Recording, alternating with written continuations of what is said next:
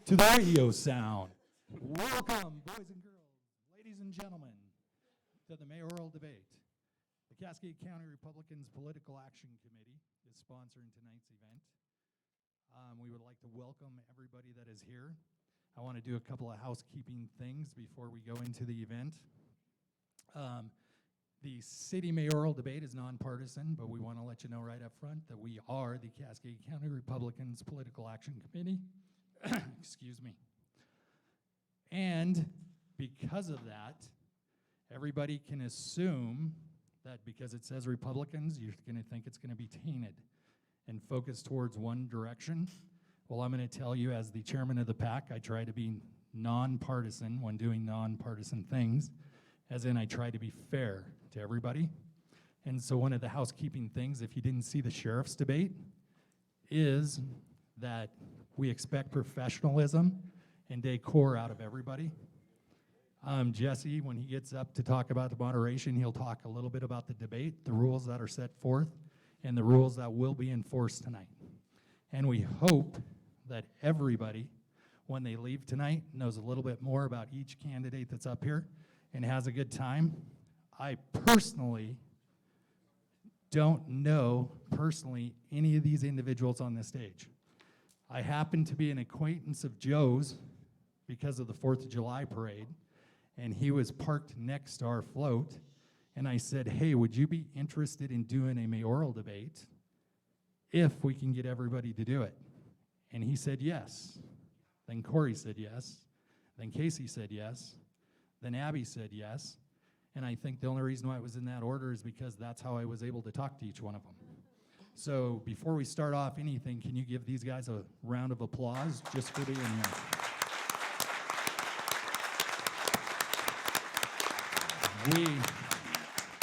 We also drew straws, and on drawing straws, you have the option, it's kind of like the football game, where you can either kick off or you can receive at the end of the game.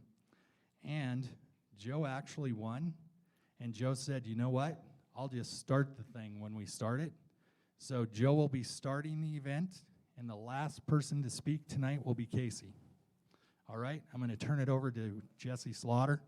And there's one other thing. Within the rules of the debate, the moderator or myself, I'm the parliamentarian tonight, do have the right to ask a clarification question, but we have decided the only way we will ever ask, it actually says rebuttal question, the only way we would ever ask anything is if by chance we thought something was kind of confusing, and the only question we will ask is, could you clarify that, please? Is that fair to everybody? Could you clarify that, please? Okay, for decorum. And we're going to give all the candidates 1 extra minute to introduce themselves, so they'll all get 4 minutes apiece because of the fact that we're eliminating the rebuttal part.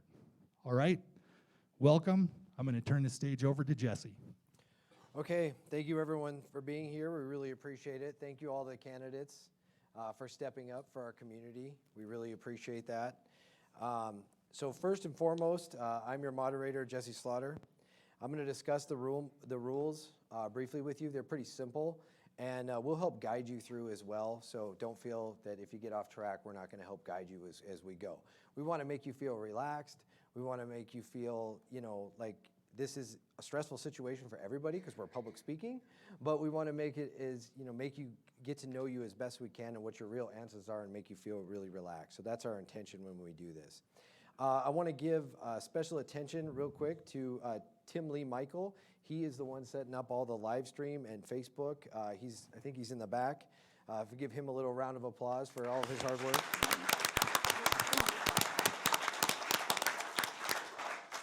Also, Chris Smith, as he poked his head out there, nice timing. Chris Smith with Klein Media. This is also a broadcast on their channel as well. And big thanks to him as well.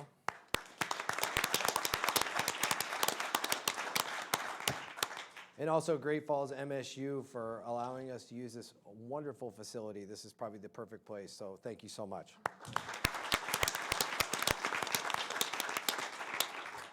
Okay, without any further ado, I'll go into the rules. The rules for the debate, 2 questions given to 4 candidates beforehand. So you should have had these questions delivered beforehand. To prepare and answer on 2 topics the Cascade County Republicans Political Action Committee wants answered because of the subject matter to get the elephant out of the room. You drew straws to see who goes first. The opening speaker will also be the first speaker closing. Then we'll rotate back and forth between the 4 candidates in an alphabetical order by last name. The candidates will also be seated, which they're not seated in alphabetical order. Yeah, sorry, we changed it to the draw and the straw. Okay, disregard the alphabetical order thing. We're totally going with the straws. You know, as I was reading that, I was like, that's not what Mike just said. So just be grateful it's me because I can wing it. All right, we're going to wing it.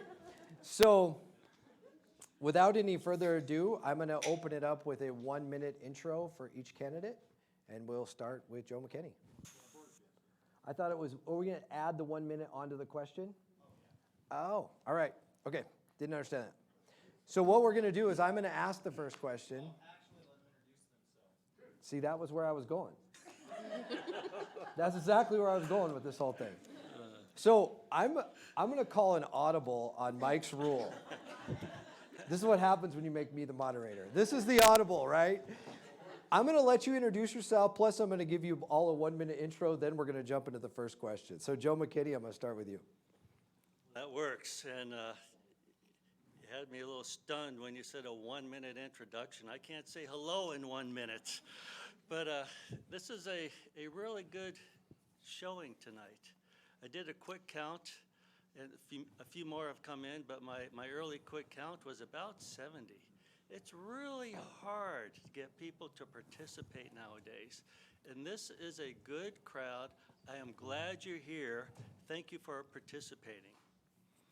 And Mike, thank you for putting this on. And Sheriff, thank you for moderating. It's going to be a fun event.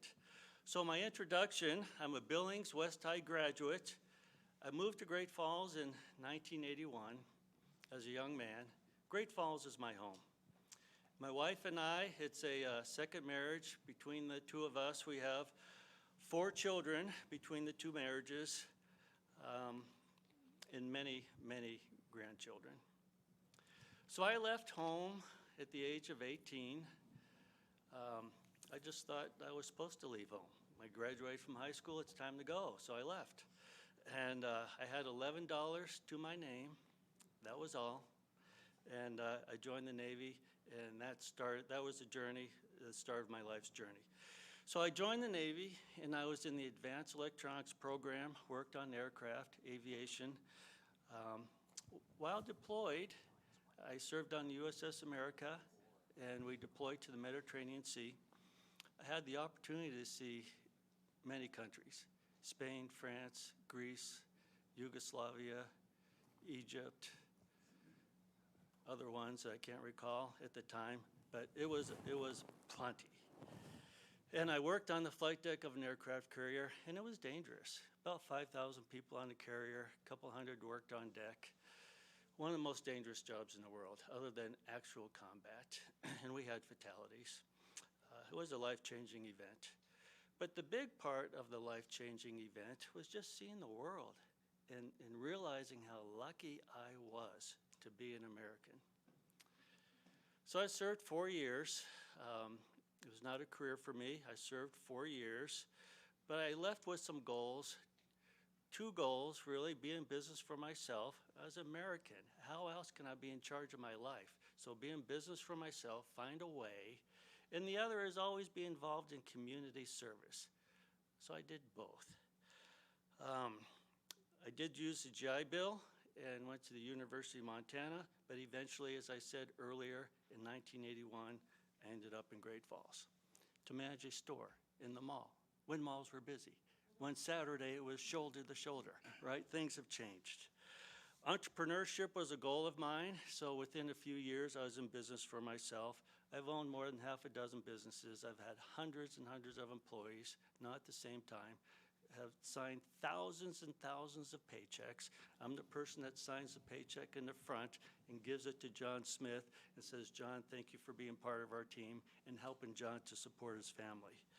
Most of my career was in the hospitality industry, restaurants, taverns, casinos. I was in the amusement and vending machine business, supplying that equipment. Made a career change a couple years ago. I'm a full-time realtor.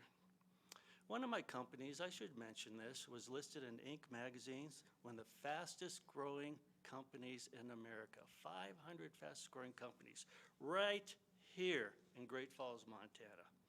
Served 4 terms in the legislature. I'm running for mayor for one word. I'm grateful. I am grateful to be an American. I am grateful to participate in my community, and I'm grateful to pay back. And that's why I was in the legislature. That's why I'm running for mayor, and that's why I did many other things. My time is up. Thank you. Thank you.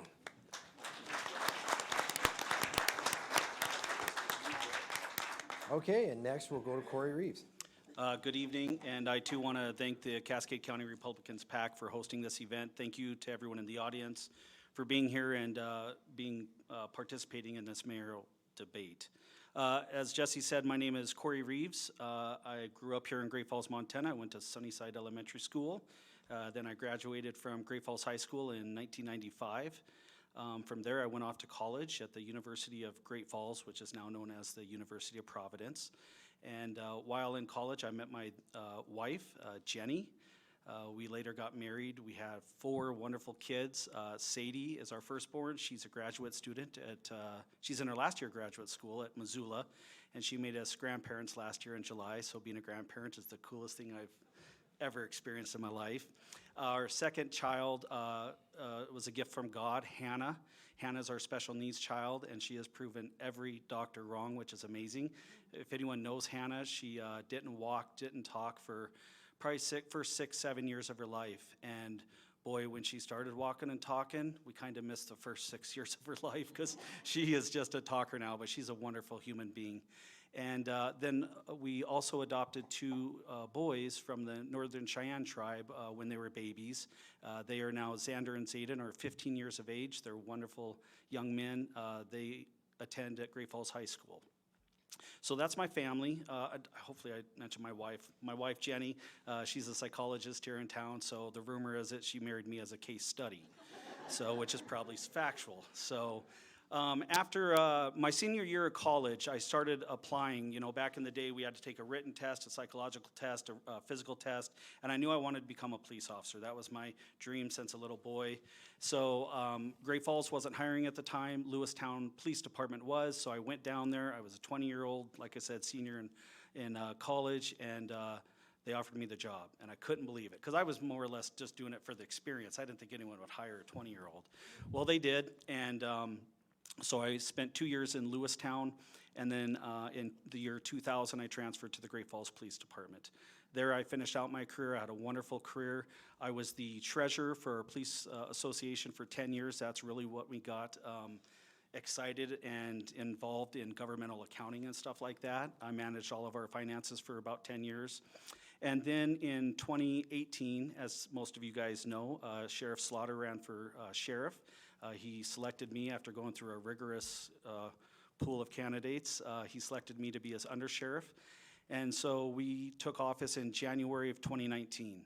As your undersheriff, I was in charge of a little over $22 million a year budget. I had about 200 employees, and it was an awesome job, but very stressful job.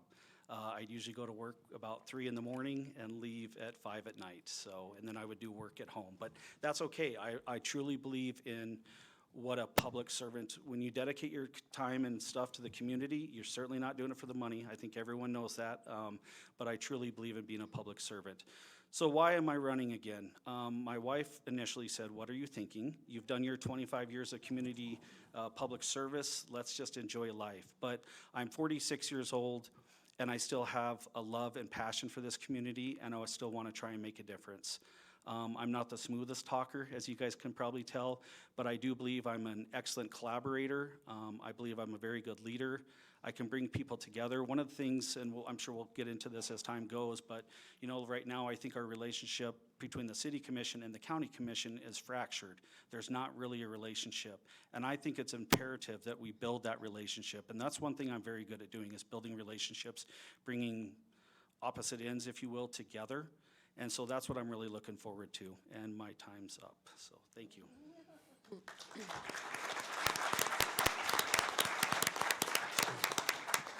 Thank you, Corey Reeves, and we'll move now on to Abby Brown. Hi, thank you very much for putting this on, and thank you for being our monitor, and thank you for everybody who showed up. I am not the best speaker, so I apologize. My name is Abby Brown. I'm kind of like a military brat, so I'm a transplant from here, and I moved here in '91, so this is my home. I've done retail management, healthcare, tech support. I've been on the board of MOPS, if you know what MOPS is. It's the Mothers of Preschoolers here. I was their creative director for a while. I've also been on the board for Head Start here in town. I have 6 children of my own, and I am a single mother. I'm actually going to school right now for my LIC, which is a licensed addiction counselor. Sometimes we take a little bit longer to realize what we want to do with our life. Some people know right away after they get out of school, but some people take forever. I wanted to run for mayor because I felt I was called to do it. There's something in this community that needs correcting. There's a lot of drug issues right now. There's drug issues that are obvious, and there's drug issues that are with drugs that are actually legal in town, and I think that those need to be corrected. I think that we need to help our mental health care system, and yeah, that's pretty much it. I'm not the best speaker. I'm better one-on-one, sorry. But that's me in a nutshell, sorry. Thank you, Abby.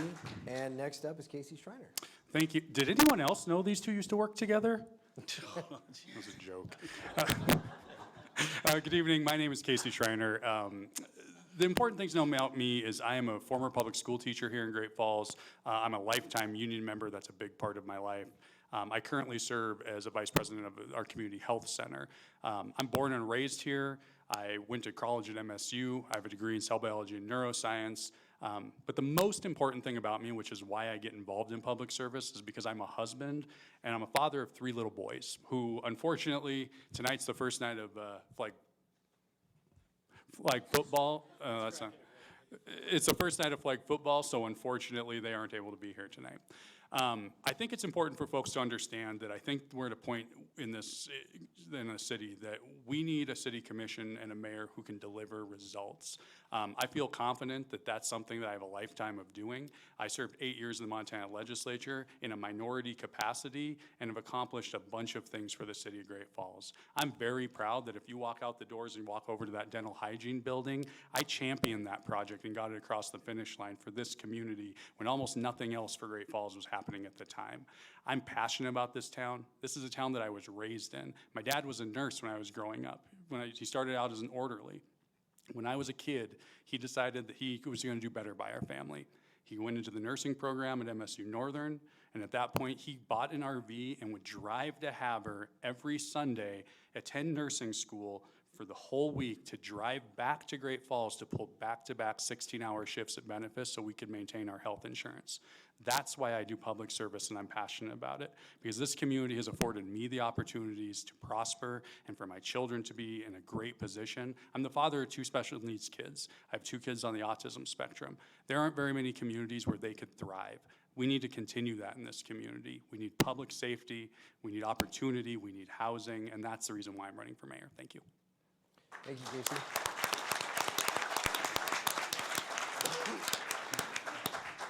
If it's okay real quick, can I have the Great Falls MSU guy tech back there. Do you want to fix that mic real quick before we move on so there's not a distraction?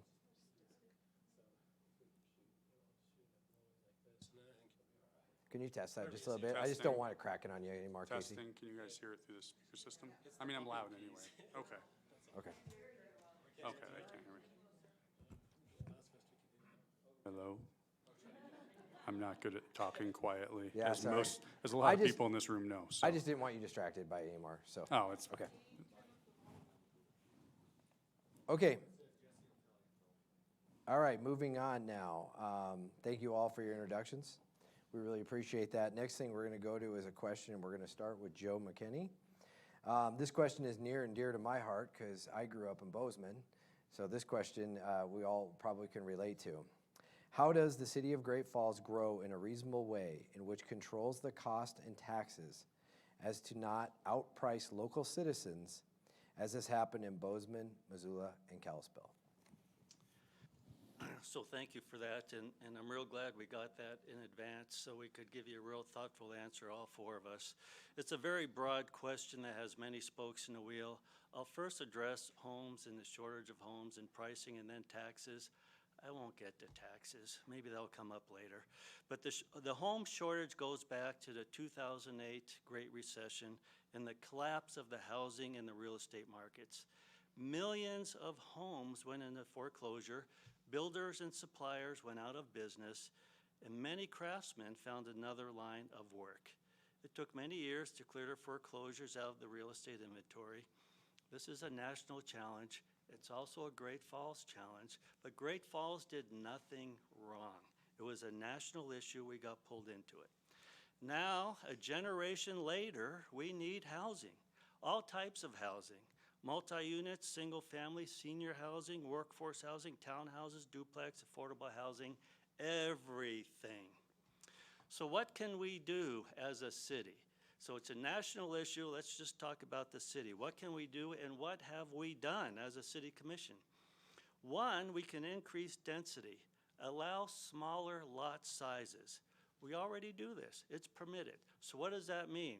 Instead of 2 houses on 2 lots with smaller lot sizes, we can have 3 houses on those 2 lots. Increase the availability of ADUs, that's auxiliary dwelling units. So small apartments above garages. Sometimes people ask for that. The city commission says yes, that's how we can increase housing. We need to complete our growth management plan. The city commission has funded that. This city commission, and it's in work. We need to encourage developers to annex property for new housing, including mixed unit housing. So it's not just single family housing. In that annexation could be apartments, could be duplexes, could be townhouses, but a mixture so that density, we have more density in a smaller area. We need to encourage a new generation of craftsmen.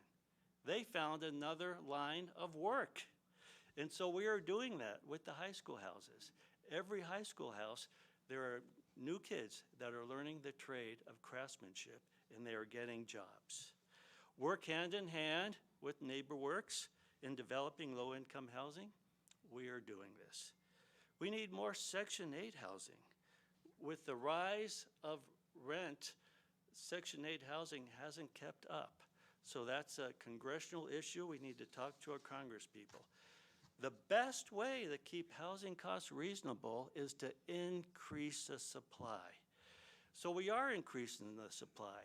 In the last year or so, more than 1,000 units have come online or in the final planning stages. I am out of time. Thank you. Thank you, Joe. And moving on to Corey. Corey, would you like me to repeat the question? No, I'm good, Sheriff. Thank you. So I agree with some of what Joe said. I differ on just a couple topics. I think the city growth policy plan, which Joe did mention is finally being funded by the city commission, should have been done a long time ago. It's not been updated for 10 years. And that is our blueprint of how we are going to grow this community. And it's not just up to the government officials, the city commission, the mayor to do this. It needs to be collaborated with the Home Builders Association and all these other entities. I can tell you this, that right before this meeting, I talked to a gal who runs the Home Builders Association. Since this year, we have built 9 homes, she told me, 9 homes in the city of Great Falls, 34 in Cascade County. That's alarming. And I get it that there's a little more land in the county than there is in the city, but I want to do, like I've said, we've made progress, but I want to do a top to bottom review of our zoning, our permit processes, to make sure that our policies are not hindering or obstructing the growth in our community. I think it needs a top to bottom review.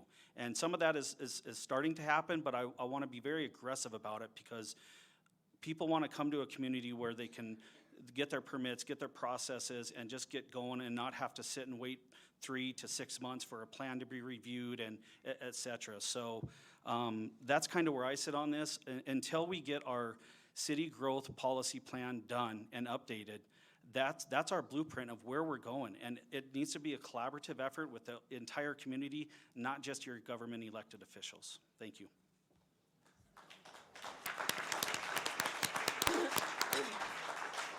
Thank you, Corey. And moving on to Abby. Abby, would you like me to repeat the question?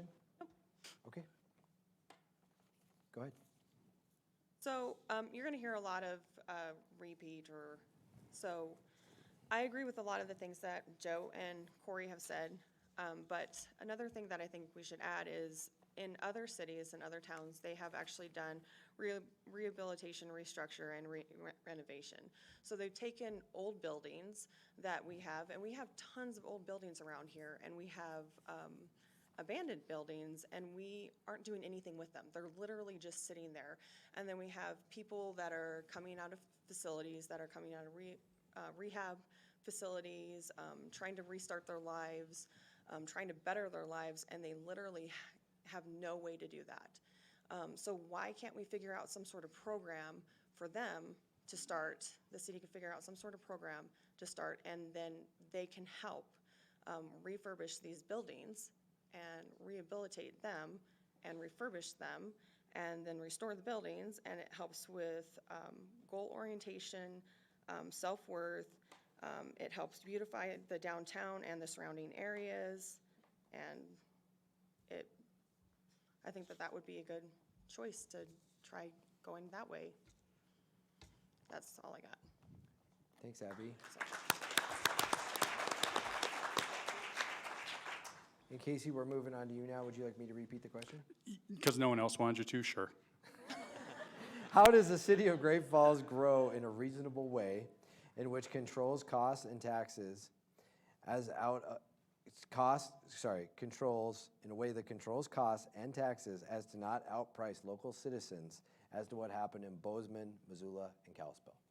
So I think the really important piece of this question has to do with how to not outprice and outtax our citizens. The one piece of this conversation is, yes, the growth plan is important, but the other piece of this is how do we affect infill for properties across our city, how we can fill out, and how do landlords end up getting tenants in that they can sustain their property, because it is a private property. How can they sustain that as a business model, but then also make sure that housing is affordable and safe for their tenants? I think there's 4 things that we need to do to solve this problem.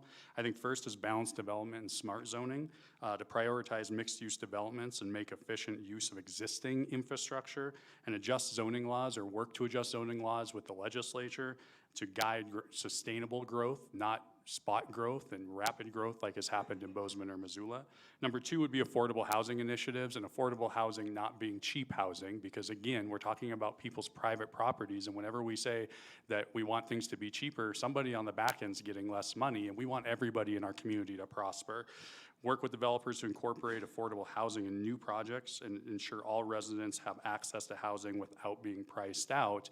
And that goes through working with our state legislators. Like, I see a couple in the room, and whatever we can do to incentivize landlords and business owners and developers to make sure that we aren't price gouging, I think that's important.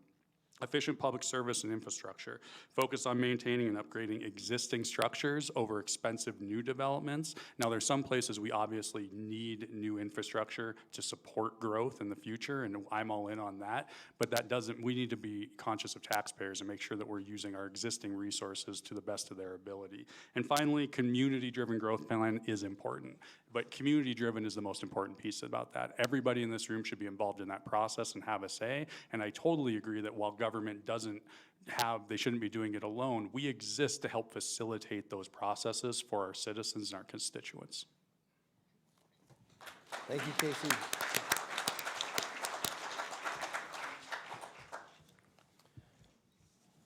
Does it still stay in the same order, Mike? Okay. All right, question number 2. And we'll start with Joe on question number 2. What is the greatest danger to our children? And as our mayor, what steps would you take to protect them? So just three items just jump out at me. Greatest danger to our children: predators, neglect, drugs, and alcohol. So children are our most valuable asset. I think we all agree with that. They're our future leaders, teachers, craftsmen, doctors, caregivers, the list goes on. How they are raised, generational interactions, school experience with peers and teachers help shape them. Sometimes support systems fail, and there needs to be another one in place, or more than one in place. So let's start with the police department. Many times the police departments are the first ones, other times it's teachers, but many times it's the police department that first sees the challenges. I can tell you our law enforcement today in Great Falls is so incredibly short-staffed that they only react to the worst of the worst. Many of these kids are falling through the cracks. If the public safety levy passes, this will help with that part of the challenges. But there are more challenges. Many children have household financial barriers, food, clothing, and lack of parenting. Many of these challenges are generational. Lack of past parenting can mean lack of future parenting. They don't know how to be parents. And household abuse of drugs and alcohol cause tremendous damage. Some children are living in squalid conditions. The best steps the city can take once we get past law enforcement is collaboration with the social services. That's critical. And here's some examples. So recent examples of what the city is doing. Through grants. I don't think we want the city to set up a whole new program for that when there are community partners that are experts in it. So I'll name off a few. Alliance for Youth received a grant for $287,000. Discovery Family Counseling Service received a grant from the city for $49,000. University of Montana here for a job training for at-risk youth, $97,000. Scottish Rite Childhood Language Disorder, $70,000. Helping Hands, $49,000. Ideal Options, $228,000. Opportunities Inc., they do a lot, $97,000. Peace Place, $375,000. And United Way, $85,000. That's how the city can help. The city isn't going to be the experts in all these issues of how we can help the children. But one, law enforcement, and two, collaborating with the community experts. Thank you. Thank you, Joe. Moving on to Corey. Corey, would you like me to repeat the question? Please. What is the greatest danger to our children? And as mayor, what steps would you take to protect them? So hopefully some of you know this, but if you don't, while I was at the Great Falls Police Department, 10 of those years, 10 of my 20 years, I spent as a school resource officer. It was probably the most, no offense, Sheriff, it was probably the most rewarding position I've ever held. Working with the youth, collaborating with educators and families to make sure these young people become successful adults. So I saw firsthand every day over 10 years of dealing with kids at Great Falls High and Paris, what I felt was their greatest was the greatest danger to them, and that is their cell phone, social media, platforms, unrestricted access to activities, if you will, that adults should be dealing with, that kids are dealing with. I can't tell you how often I came into my office and Johnny or Susie had sent a inappropriate picture to their girlfriend, they break up, and now they send it to everybody else. That is damaging. You've all probably heard of suicides that happen when people send, mainly males, but send pictures to what they think is some pretty girl in Texas. Then they say, send me $500 or I'm sending this to your family and friends, and Johnny goes home and ends his life. I think that is crucial, that we have to get control of our social media and these cell phones. In addition, kind of what Joe touched on, there's so many predators out there, you guys, and they are just waiting to pounce on our kids. And they use these social media apps, these cell phones, these internet sites to take advantage. And I have 4 kids, many of you have kids. It's impossible to monitor our kids 24/7 on their phones. And I think where it comes into is having that candid conversation with your kids. Hopefully they absorb the information, although mom and dad don't know everything in their life, you know, that's how they perceive things. But we have to have those candid conversations with our kids. Where does the government play a role? Exactly what I told you. I think the SRO program is fantastic. We have a wonderful SRO program in Cascade County. That means the Great Falls Police Department and the Sheriff's Office. We've often heard in bigger cities where it's that school to prison pipeline. I'm here to tell you it's just the opposite.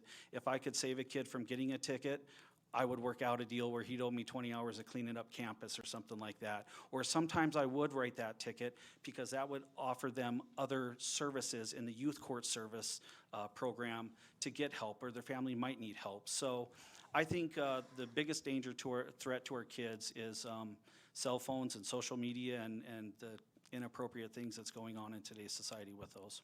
Thank you. Thank you, Corey. Moving on to Abby. Abby, would you like me to repeat the question? No. Okay, go ahead. I just have to say, Corey, that was amazing that you brought that up. Thank you, Abby. It kind of plays off of mine, but that was, yeah. Mine actually is mental health. I think that our kids suffer very, well, I mean, like the statistics just say it. Montana in general is probably about double the average rate for suicides. 1 out of 5 children suffer from mental health, and 7 out of 10 children don't receive the proper assistance for mental health. And kids start having problems with body self-imaging at first grade. In first grade, they start wondering why they're too fat or they're too skinny or why they have, it's incredible. I mean, I have 6 kids and I've watched it. It's sad. It's absolutely horrible to see. And we have kids that, even last night at the safety meeting, when the SRO officer was speaking, she was talking about how she's had to go to a classroom because there's a kid standing on a table and the whole classroom has to basically be escorted out because there's a kid on a table throwing stuff. Those SRO officers are amazing. Thank you for being one. Thank you. But mental health is a big issue, and I think the way that we can combat it and help our children work through it, because if we don't hit them at the very beginning, they're going to grow up to be adults with mental health issues. We're going to end up with drug issues, violence, sexual issues. We're going to have misplacement with children when they go to high school, so they're going to be transient kids that don't have anywhere to go. And we already do. We have a huge group of kids here in town that have, and how sad is that? They have nowhere to live because they can't go home. And I think peer support, Great Falls High has counselors that have group supports where they have kids actually who work, I'm not gonna have enough time for this, but I think that we can develop a support system through the school system, which they already have, but I think we can expand on that. I think education would be a great go-to. I think that working with the school system more would be a great thing. If the city could actually unite with the school system instead of always fighting with them about things, that would be a great opportunity. So I think my time's up. Just about 13 seconds. Anyways.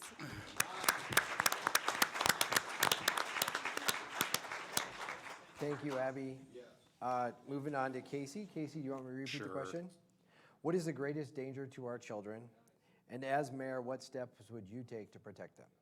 So I think there's a common thread amongst all of us. The greatest threat to our children is the intersection of mental health crisis and addiction. You see it everywhere in our community. When you go down the streets and you see folks sleeping out there, you see families that are homeless, you see children. The Great Falls Public Schools has hundreds of homeless children, and many of those situations can be tied back to a mental health crisis or addictions. I think there's a place for the city of Great Falls to play there. In a previous public forum, I think, and I don't want to misquote anyway, but I think I was the only one that said that the city should play a part in addressing the homeless situation in our community, because that's a big piece of public safety, but that's also just indicative of the problems that our children are seeing. Corey spoke about the dangers of online and digital use. That is true, and as somebody who's had students from my former classroom days take their lives because of those situations, the fact is they didn't have access to services that maybe would have prevented them, somebody to talk to, from taking that tragic step.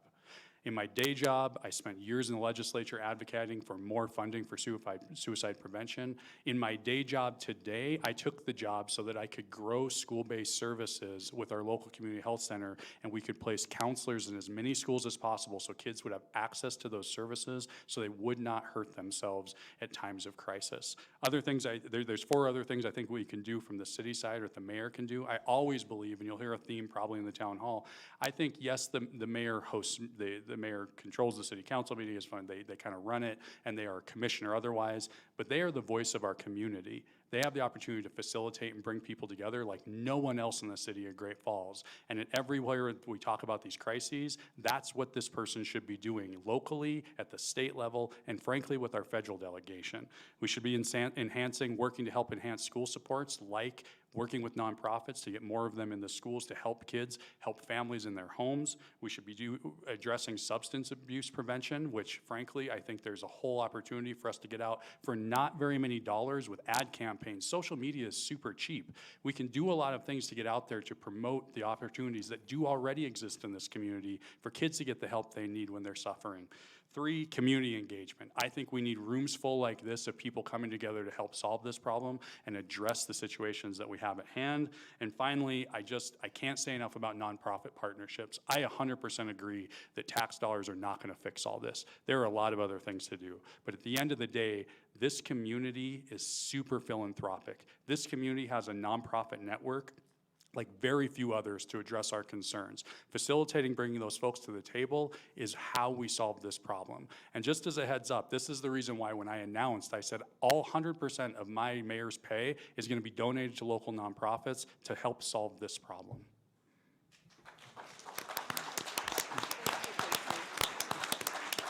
Thank you, Casey. Okay, so we're about to take a quick 10-minute break. Before. City commissioner, people running for the city commission race. Okay.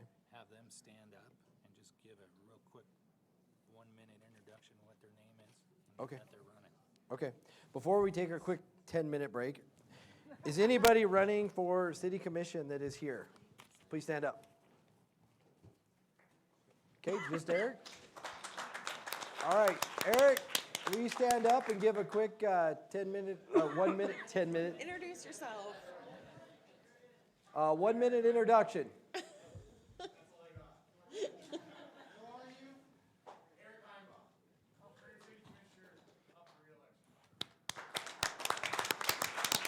Thank you, Eric. Okay, at this point in time, we're going to take a quick 10-minute break. We're going to move to the town hall portion, so we may jockey you guys around a little bit just to mix it up. This will be questions coming from our audience. from our live audience here in the studios. And a couple little ground rules. We don't believe that anybody from a campaign team should be up here asking questions. We just don't feel that's appropriate. We're not up here to have, I got you questions. We're here to talk about issues. We will control the questions a little bit. If somebody starts rambling on or the question's already been asked and answered, I will shut that down so you don't have to repeatedly address the same questions. So try, if someone else has already asked the question, maybe you can ask a clarifying question to that, but please don't repeat a same question over that's already been asked and answered. We really do appreciate that. So at this point in time, we're going to take a 10-minute break, and we'll reconvene at 7 o'clock sharp.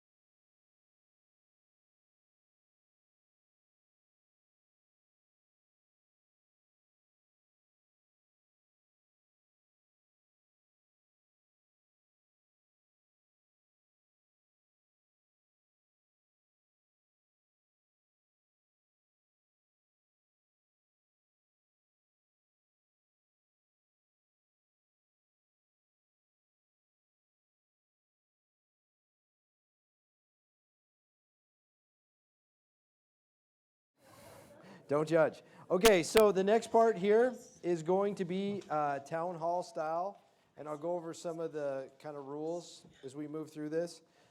The important thing is for our timers, it's going to move a little faster. So we do have people monitoring the mics.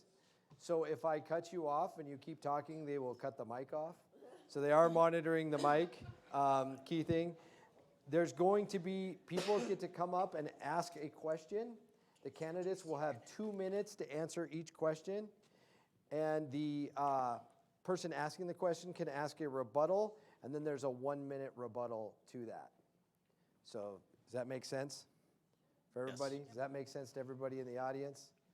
And so basically what we'll do is when we call for people, stay out of the view of people. If you're kind of lining up for the mic, maybe stand over there and over there if you're out of the way, if there's a line of people. We have time for about 10 questions, and please don't ask the same question twice, okay? All right, without any further ado, if we could get people to come up to the mic. Mike, you want to start them over there by that TV and line them up along the wall and we'll start people over here? And please stand close, or put your face close to the microphone so you can be heard.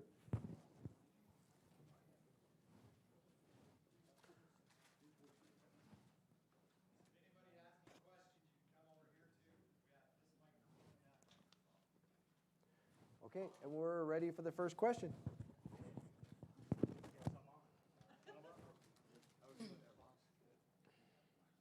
And good evening. Is this thing on? Can you Oh, hear me now? hold on, one quick housekeeping thing that I forgot to mention.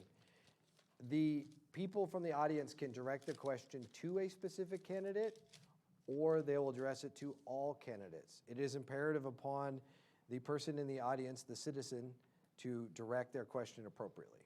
Okay? Crystal, understand. Thank you, sir. Thank you. To everyone, that's what I'm going to do. Stand close to the microphone. A little run-up for my question. I hope you're going to let me do this thing. Since February of 2023, the garbage fees have increased. The water and sewer fees have increased. Permit fees have increased in this city. Closer to Municipal the golf mic, course. closer to the mic. You're going off the mic. Municipal golf course fees have increased. The expenditure up to, let's see, we also added another $500,000 to the building of the aquatic center for change orders.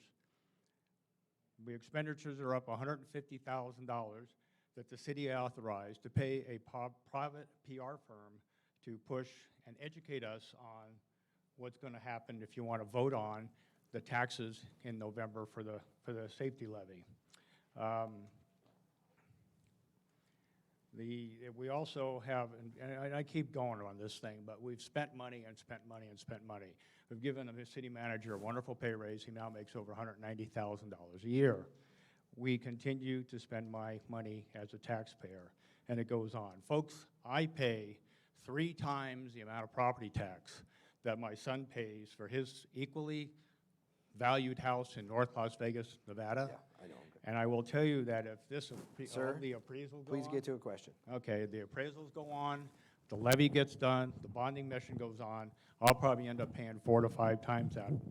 My question is that as candidates and as mayor, when you become mayor, what are you gonna do to reduce the financial burden on me, the property taxpayer, and the property taxpayers in this city? And what steps are you gonna take in order to control and rein in this outrageous budget that the city of 60,000 people seems to want to spend? Thank you, and I take it that's for all candidates? Yeah.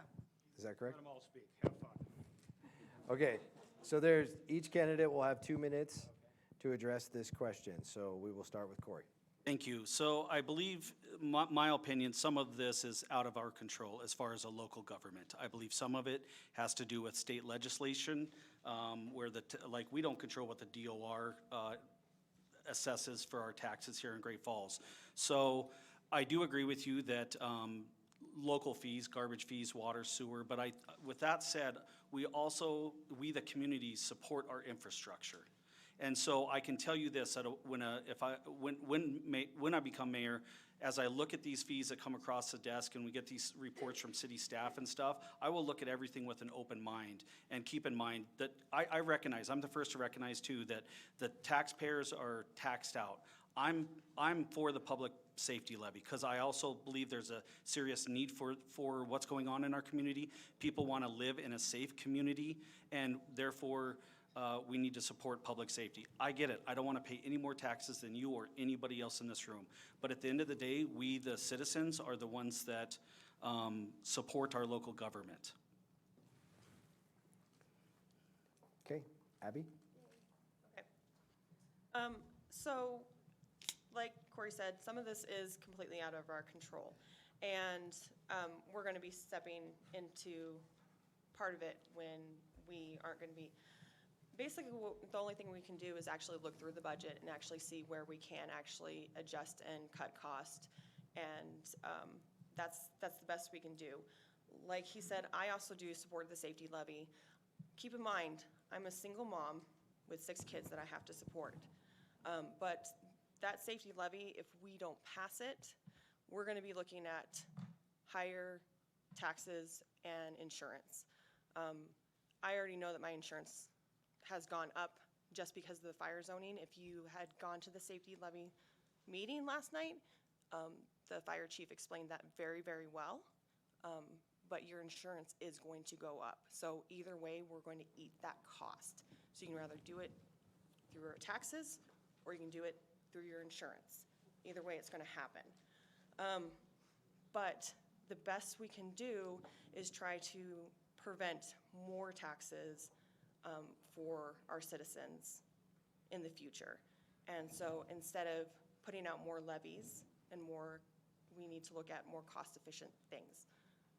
Maybe look at different programs that we can run, uniting our businesses and our citizens through nonprofits and through events that we can raise funds instead of actually taxing people. So that might be something we can look at. Casey? Thanks for the question.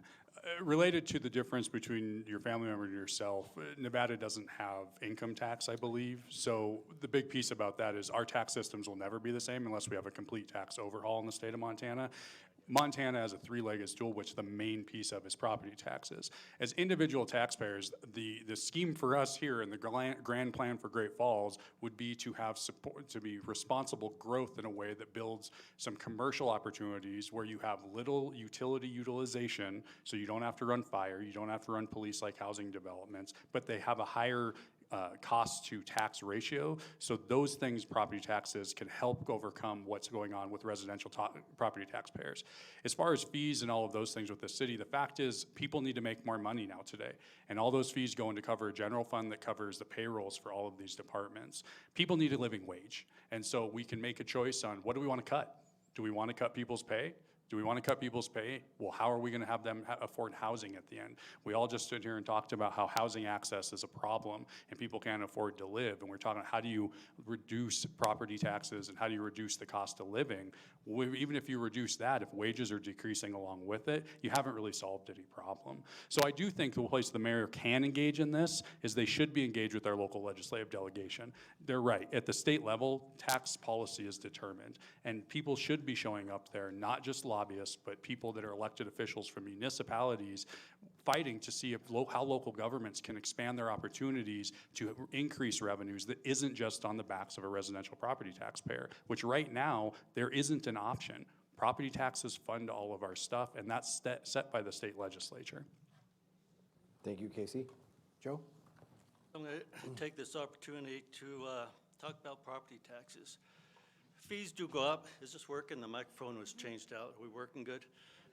So fees do go up from time to time, very small amounts, mostly to try to catch up with inflation. But really what I think most folks are concerned about are property taxes. By state law, property taxes may not go up more than half of the rate of the CPI, Consumer Price Index. What that means in real life is local government is chronically underfunded. By state law, We are defunding the police departments, the fire departments, the sheriff's department, and more, because we can't keep up with inflation. And when services become critical, we ask for a levy. That is the only way to get a little more money. So a levy is a price increase. The voters, I think, have no idea about this inflationary price cap. So let's use Social Security as an example. Last year, Social Security went up about 8%, a little more. That's what the Consumer Price Index was. Imagine if the Consumer Price Index was 8%, but Social Security only went up 4%. That's not keeping even, that's a cut. And that's what happens to local government, year in and year out. And that's why you have levies. Levies are the only way we can try to catch up from time to time. I hope that helps. And I hope that didn't go, what did he just say? Thank you. Thank you, Joe. And moving on now to Jane Weber with a question. Thank you, Sheriff Slaughter. Is this on? Okay, can you hear me now? I'm a shorty.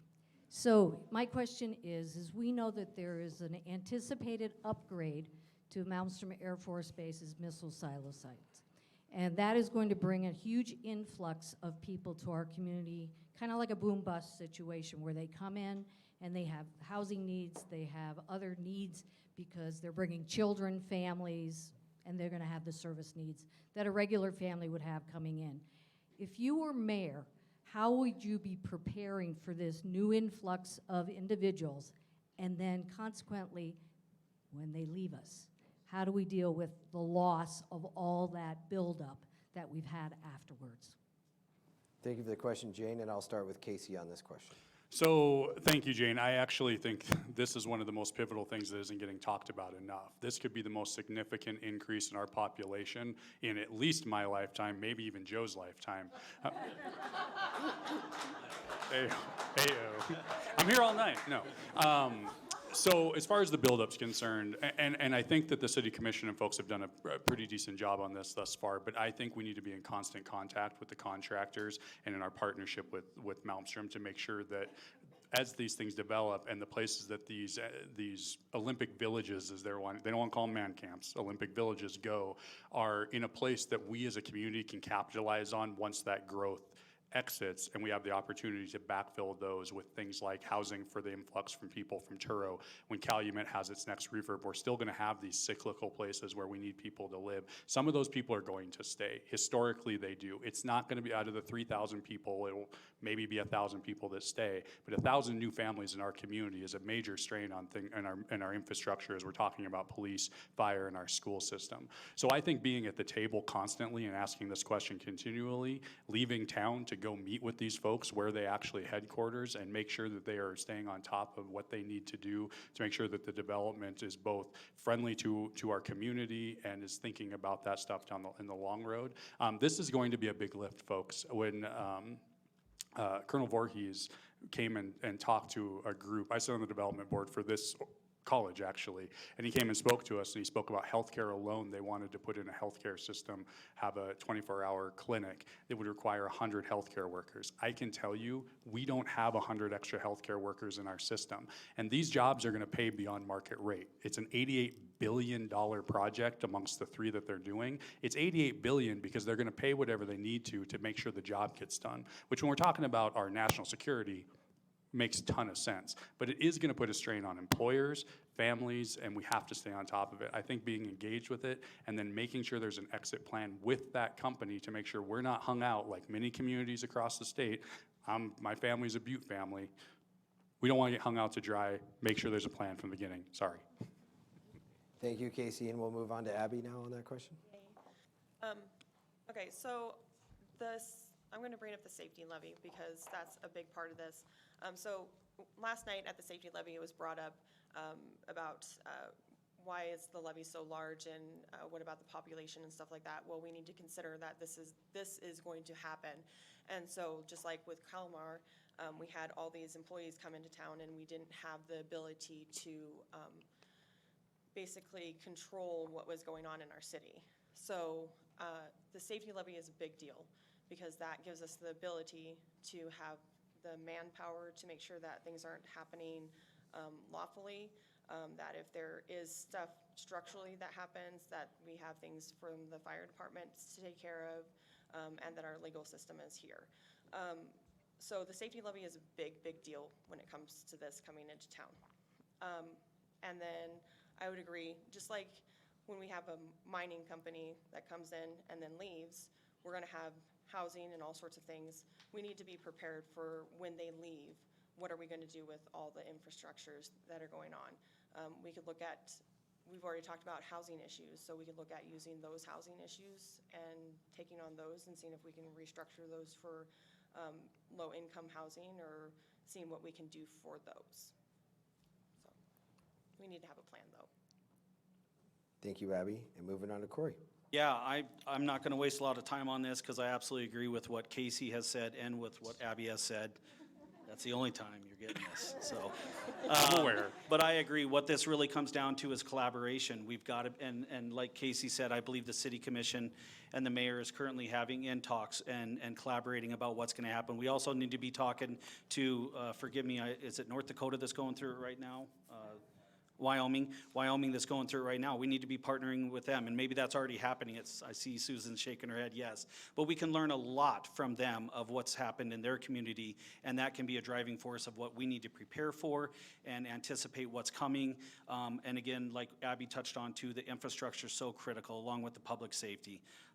Because we are going to grow, they're coming whether we like it or not. I think this is going to be a great thing for our community. I think hopefully we will retain some of those employees that come. Yes, many will move to the next construction site, but the hope too is that we retain a good chunk of the people that come here. They fall in love with our community.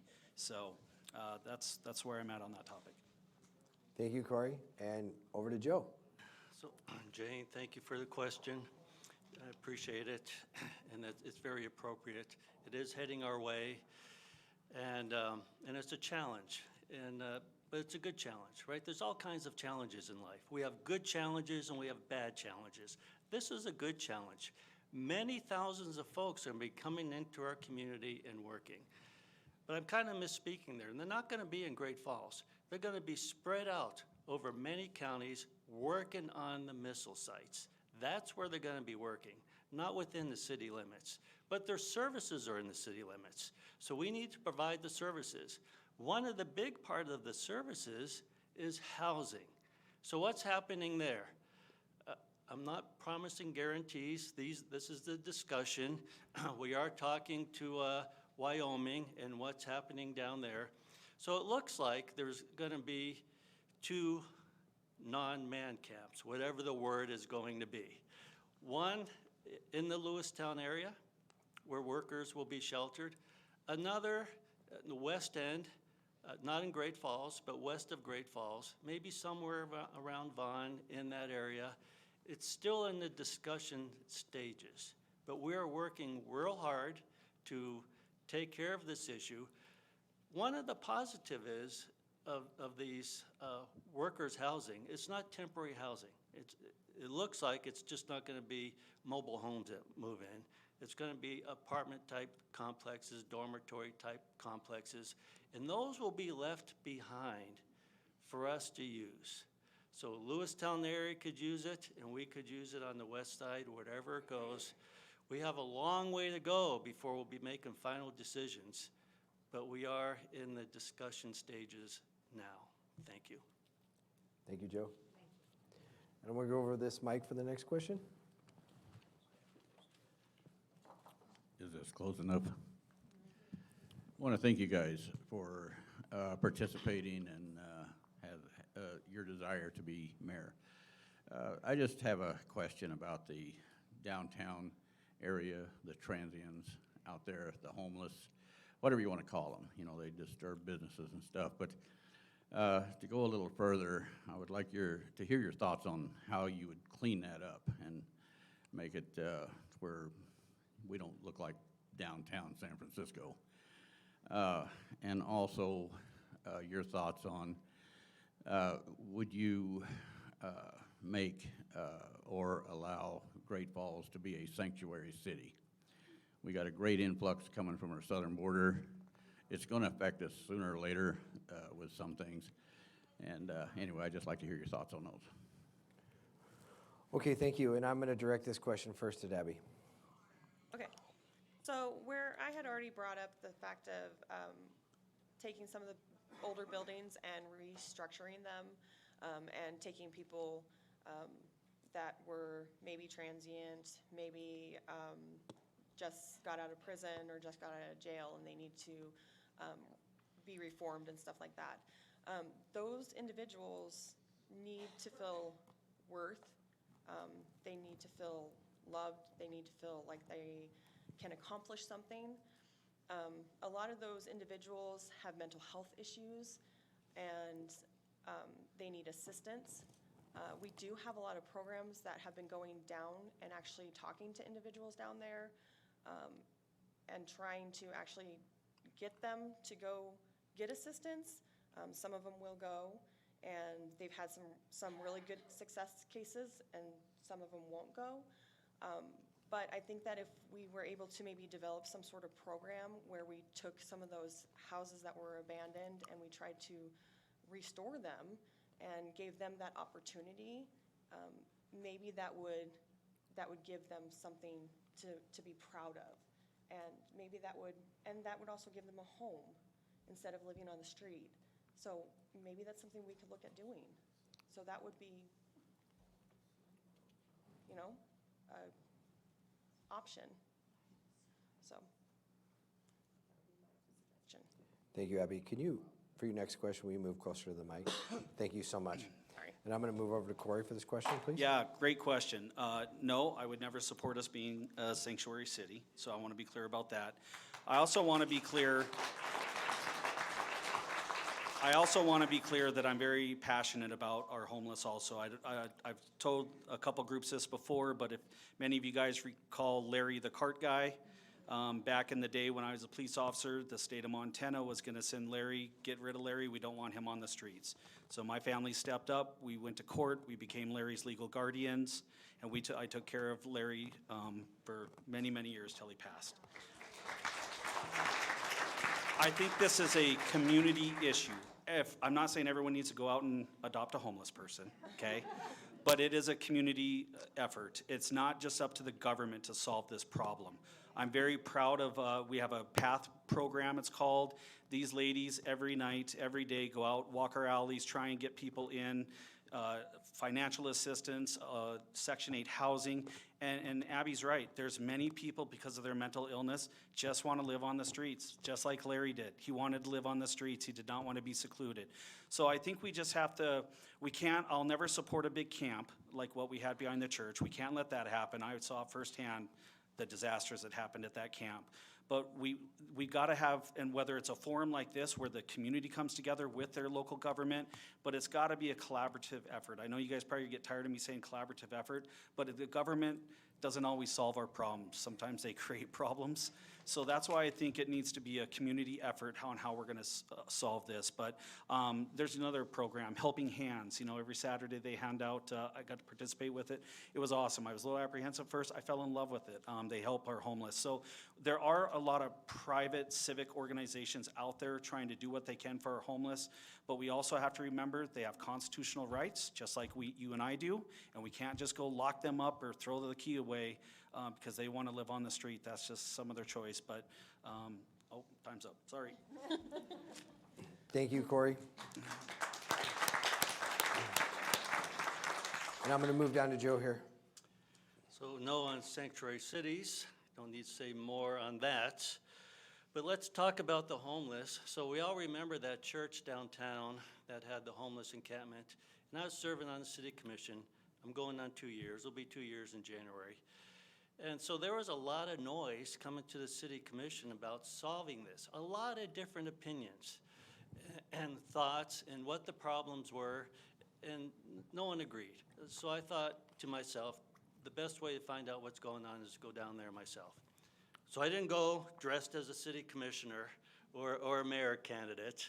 I put on my grubbies and I parked a couple blocks away from the camp and had a camp chair and slung it over my shoulder, and I went to the camp as I don't want to say undercover, that's not right, but I went as an unidentified person just to see if I could get in there.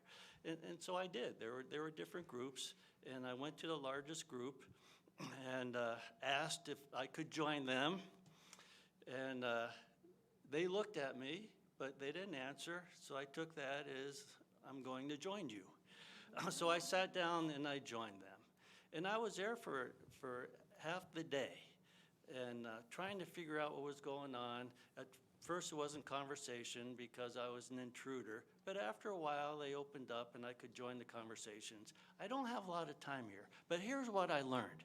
There were about 65 people down there, about 65. 5 or so were truly homeless. The others had other places they could be. They said that to me and amongst themselves. But it was a pain in the rear to be at the other places because their friends and family wanted them to clean up.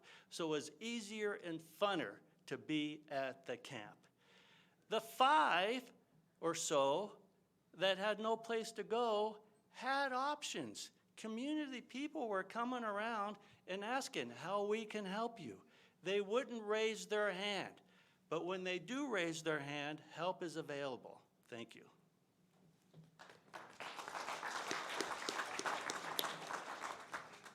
Casey? So before we ever have this conversation, by my value system, we have to understand, we're talking about human beings, people.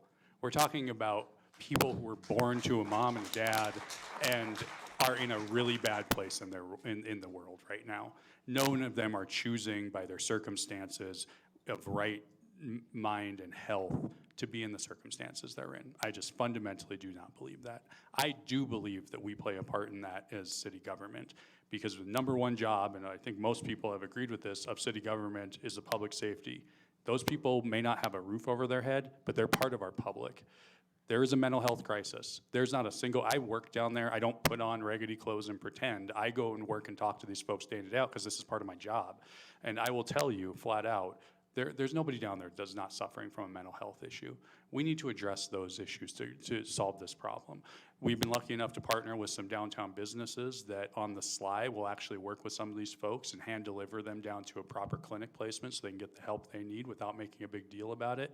It's working as a community to solve this problem, but always understanding that we're talking about human beings first. Human beings sometimes do some really crappy things, and sometimes they do some crappy things because they haven't been put in a position to be successful, whether that be health or circumstances financially. I think we need to address those, and that will help our problem. As far as the sanctuary city, Great Falls is never going to be a sanctuary city. But you know what we should be? A place that anybody who wants to move here and contribute to our community feels welcome and loved.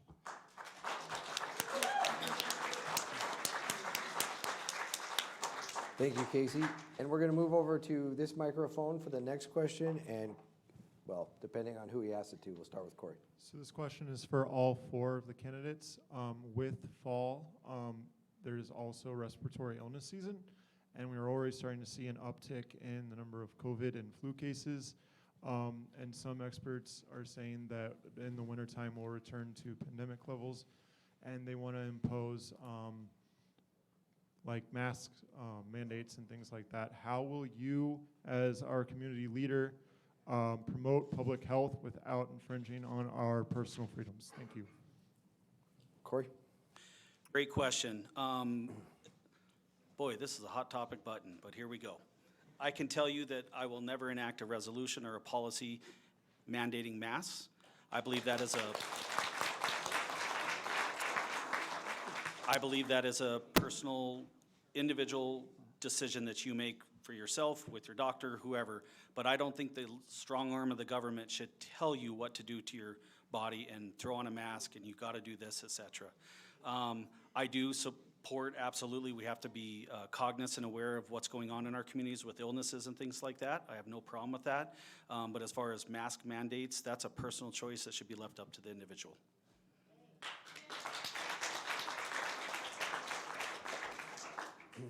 Joe, we'll go to you next. Oh, real good. Wasn't paying attention, I was making notes. So really, this is a short answer. So mask mandates, again, that's a personal decision. You know, depending on the outbreak and your own personal health care needs, an individual can make that decision. But let's go the step further. Not only mask mandates, but we shut down the economy. That was horrible. And we put people out of work for a long time, but they got paid, but they were out of work for a long time. You know, they say it takes 21 days to create a habit. Folks were out of work for month after month after month. That was a new habit. Maybe I don't need a job. And we have employee shortages, in my mind, because of that. Not all of that. The economy has grown faster than the workforce, but many people got used to not being at work. No mask mandates, and we don't shut down the economy. Thank you. Thank you, Joe, and we'll move over to Casey now. So I believe the question was about public health and what do we believe in public health. I believe doctors, I believe scientists, I believe people who are much smarter than me and have years and years of research to back them up as far as how we treat them. Yeah, I 100% agree that I think that mandating people mask in their own homes and doing these things, that's their own personal decision. It's not your decision to get someone else sick. It's not your decision to get my kids sick in a school. It's not your decision to get people sick in a healthcare environment and get our healthcare workers sick. Those are the folks who work for and around us every single day. And frankly, the fact of the matter is you don't have to take those jobs. You don't have to enter those businesses. It is a personal right of those businesses, though, to make those decisions as well on who they want to come in. It's their choice if they lose customers. I think that you're right. It's all about personal choice. As far as public's concerned, I fundamentally believe we need to follow science and we need to follow people who have been doing this for life.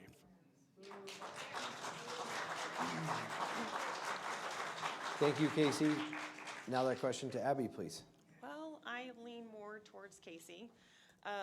So I believe in science. I used to work in healthcare, and he's right. It's the business's choice, it's the healthcare's choice, and it's the school system's choice. So I don't think it's our right to infringe on other people's rights to wear masks in your home or your car or anything like that.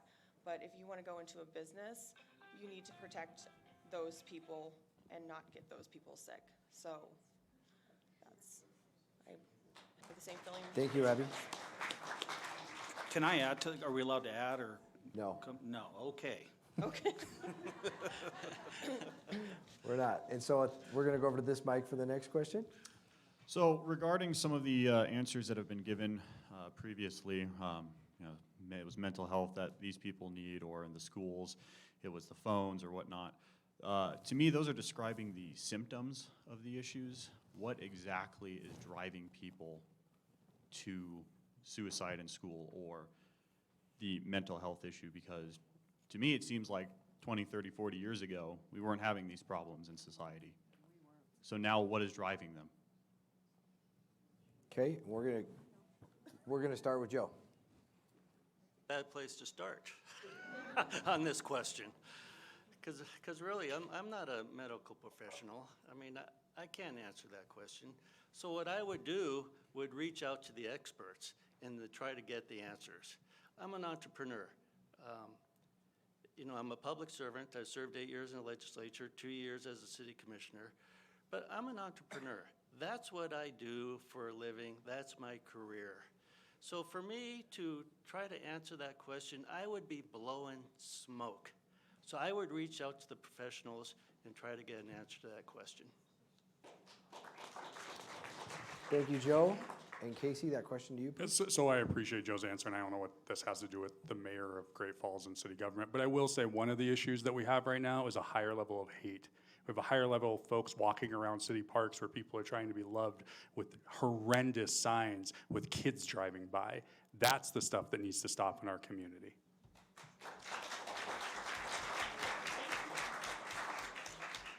Abby? So I'm going to agree with Casey again. So all these things actually have existed. All these mental illnesses have existed for years, for hundreds of years.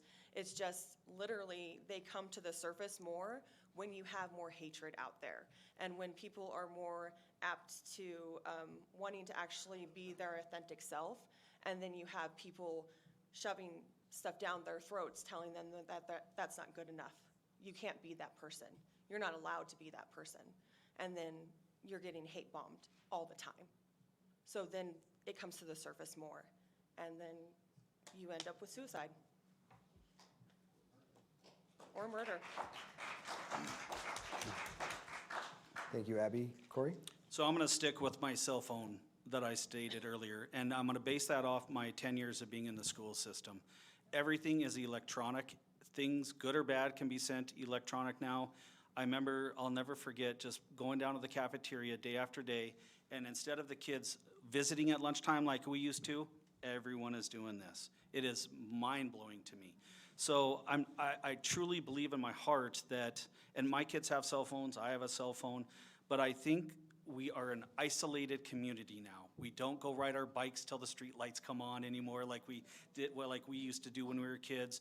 We don't, church is not as big in people's families anymore. It's just, we are so isolated that we're stuck on the phone and that's all we care about. Heck, I even see it parents when I go to Jakers at dinner, you know, family you can see, and the parents are there on their phone.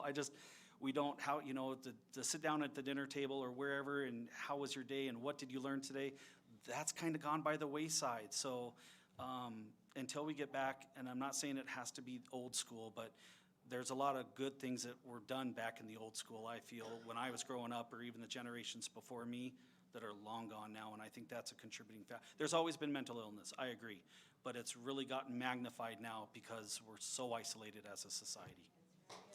Thank you for answering, Corey. Thank you. With our next question, I'll go over here to Scott. Hi, I'm Scott Kearns, representative from House District 23, Great Falls. And just as, want to thank everybody for coming. In the legislature and throughout this debate, we've talked a lot about housing and making sure that we have housing available. So my question specifically is going with auxiliary dwelling units and even tiny dwelling units in their zoning.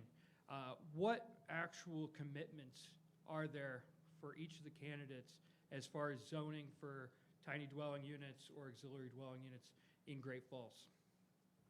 Okay, with that question, I'm going to start with Casey. Yeah, so I'm a fan of us having infill and some increased density. I think it can go too far, so I'm committed to looking at that. I actually think that's a pretty decent answer, and I think that you can build some of those units on a more cost-effective, family-friendly budget, and I think I think the legislature did some pretty good work relating to easing up some of the opportunity to do that in communities. So I'm committed to pursuing whatever we can in a responsible way, but I'm a fan. I'm a fan of more infill. I think there are communities that have over density. I don't think we're in that position. I think about downtown Great Falls.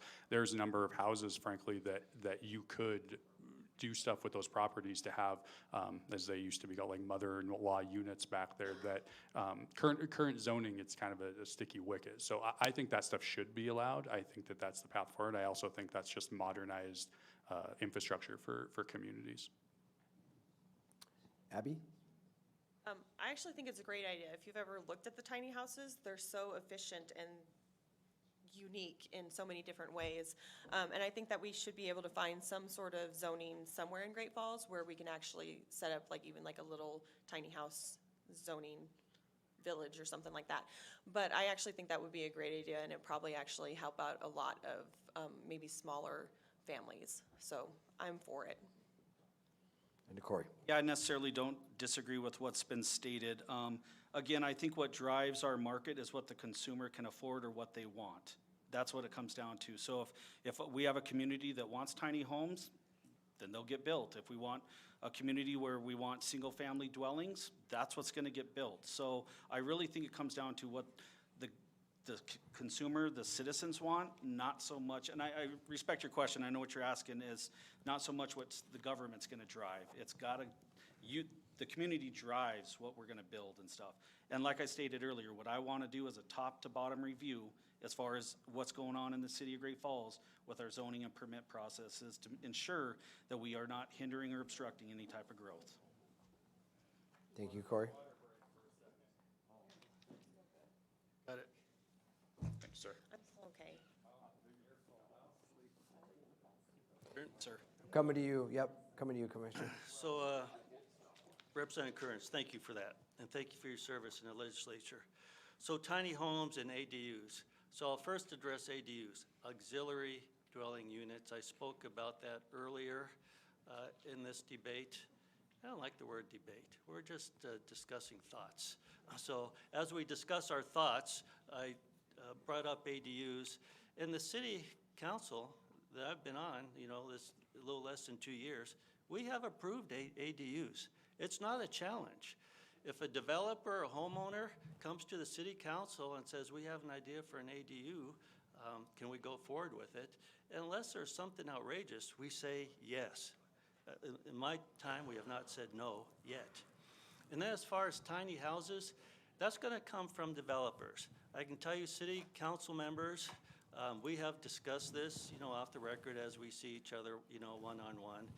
And my sense is that if a developer came to the city council and said, I have this idea for tiny houses, do you think we could get approved for that? I don't see any reason why it wouldn't be approved. But it'd have to be developer driven. Thank you. All right, thank you. Next question? Guess we'll come over here again? Yep.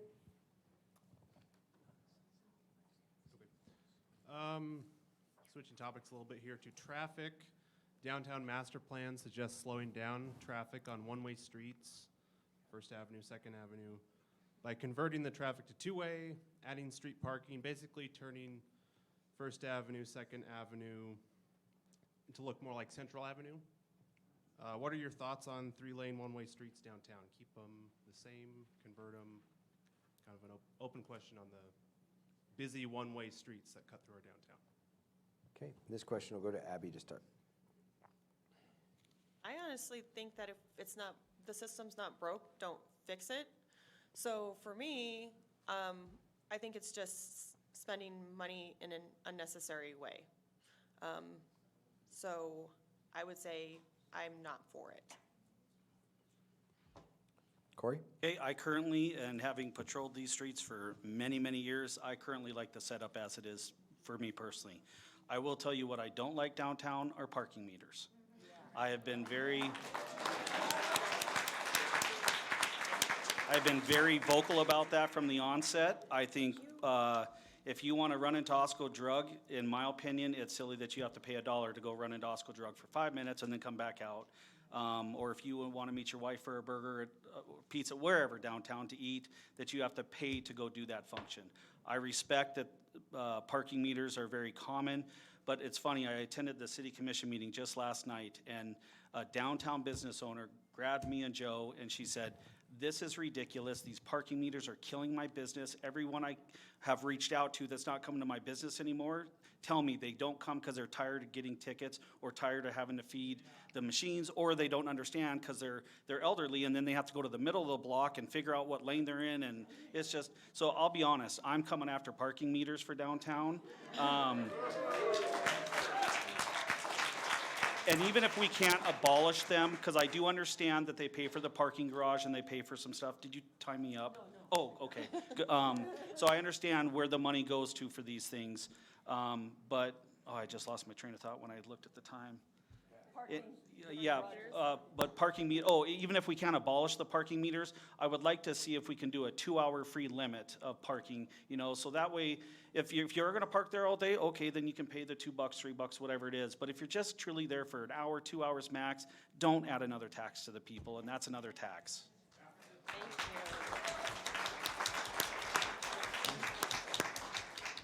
Joe?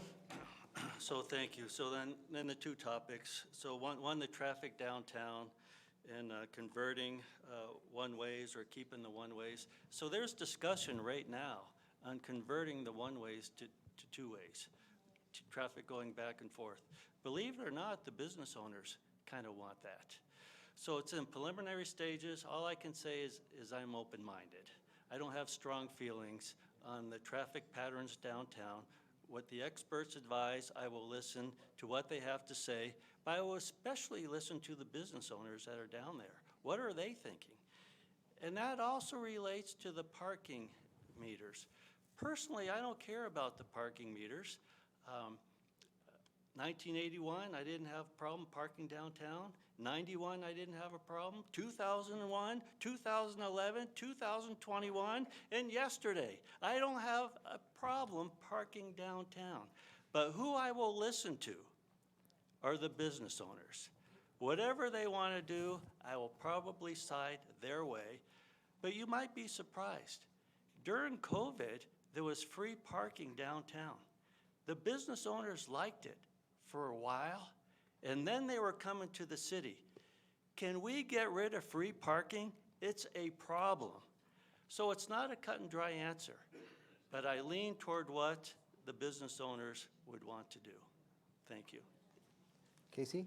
So when it comes to the traffic situation, I think we got to make data-informed decisions. I think that the science of traffic studies is something that we should lean into. I will say, we built a new elementary school due to this issue of one-ways. If everybody remembers, we got rid of Roosevelt because it was surrounded by one-ways, and that building's awesome. I mean, we work for an organization that actually owns that building now, but I do think that all of these decisions need to be data-informed. I think ultimately we should always be looking at that, though, because we should not just sit on our laurels and be, this is the way it's always been done.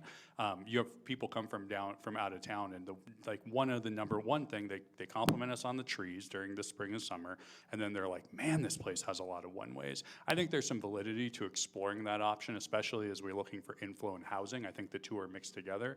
I think it creates a safety conversation. I know from years of knocking doors, the amount of front doors on those busy one-ways that get opened is less than a non-one-way residential neighborhood.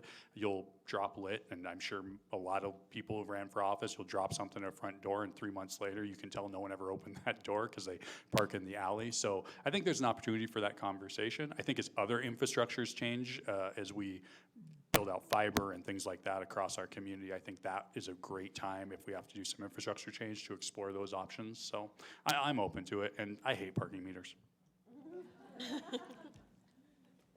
All right. Next question over here. Hi, Jenny Dodd, Great Falls. So I think everybody in the room would agree that public safety is very, very important. It's one of the things that local government that's their responsibility. But unfortunately, we're being taxed to death, and I don't want to see what happened in Whitefish, which I experienced personally, happen here in Great Falls, to where people cannot stay in their homes because they can't afford the taxes anymore. And I see that happening. I talked to a lot of seniors. They're struggling. They're not going to be able to afford all these taxes. So the library levy passed with only 619 votes. And with the existing mills, the added mills, and now the increase in the value of a mill has a budget of over 3.2 million, which is 2 times the former budget of the library. It only had a shortfall of 120,000 for fiscal year 2024. If the public safety levy was of utmost importance, and I do believe public safety is much more important to residents than funding a library, Joe, in particular, why didn't you agree with the library director at the work session in October 2022 when she said the library could perhaps wait until 2024? And then for the rest of you, if mayor, would you have asked the library to wait until the city floated the 2 public safety levies, since public safety is arguably more important to the city residents because it is a need, not a want, like the library?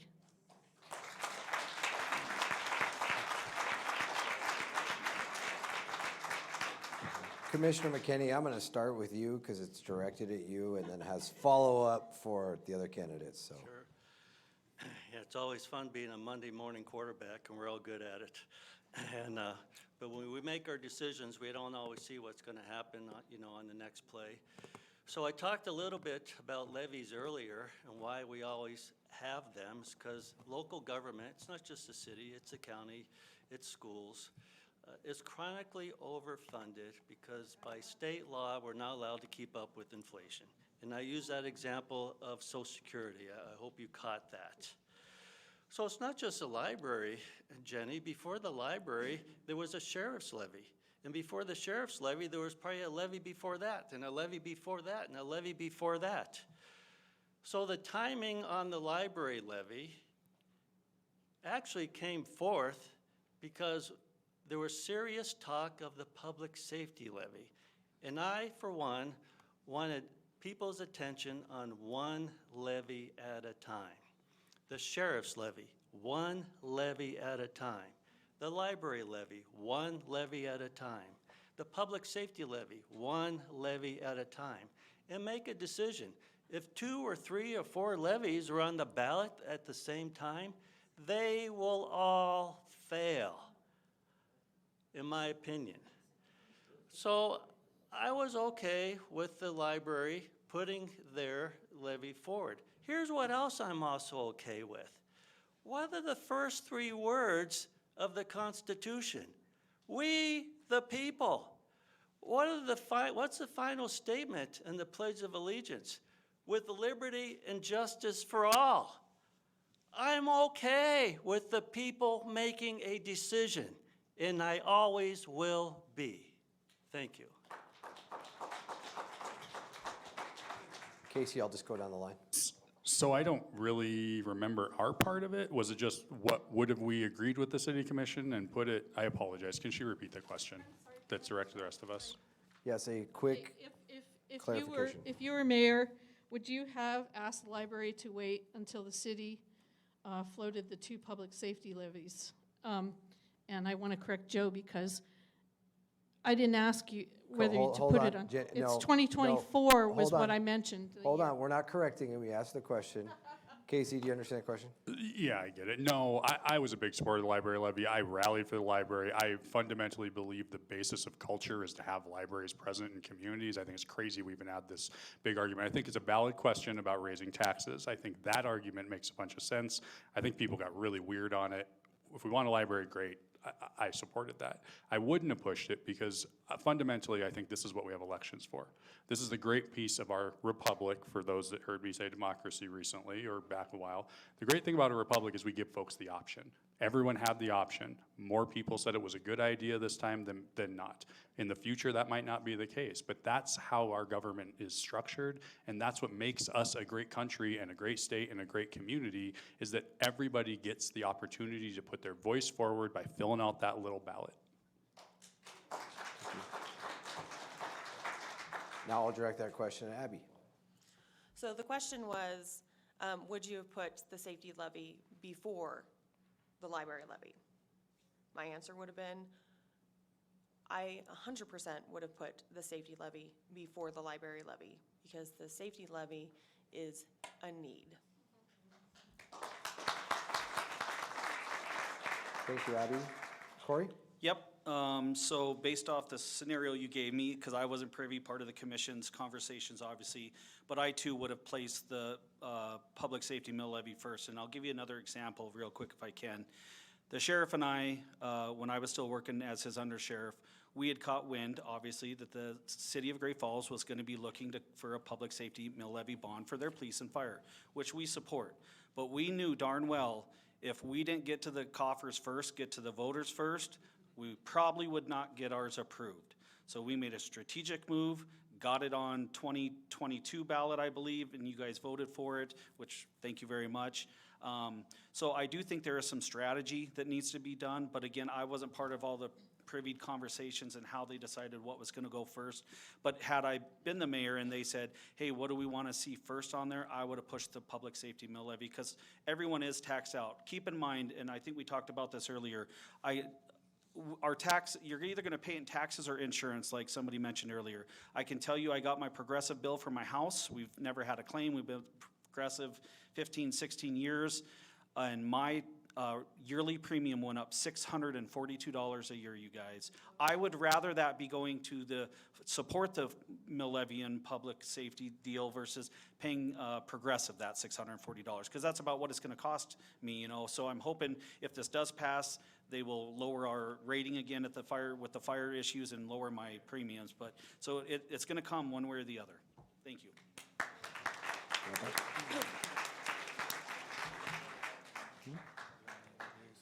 Let the radio guys stand up. Tim, come out real quick before we close this thing. Oh, yeah, absolutely, absolutely. Oh, we still have one more question. So this will be our last question? Or do we, where are we at, Mike? You tell me. Well, depends on how many people they're asking the question to. We can probably, because he's been sitting there. All right, we'll go to you and we'll make a call. Go ahead, sir. Okay, thank you. When I heard the city manager, that position mentioned, and that he was being paid $190,000, I said, what does a city manager do? Now, that's my first question.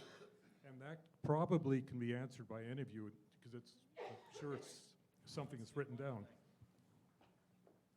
One thing, because we only do one question. Oh. And we advertised it from 6 to 9, but we got to be out of here by 9. It's related. Actually, they're tied together. Okay. Okay. So, what we can do is, did you have a question? The gentleman that's sitting right there? Or did he already ask one? He already asked. Okay.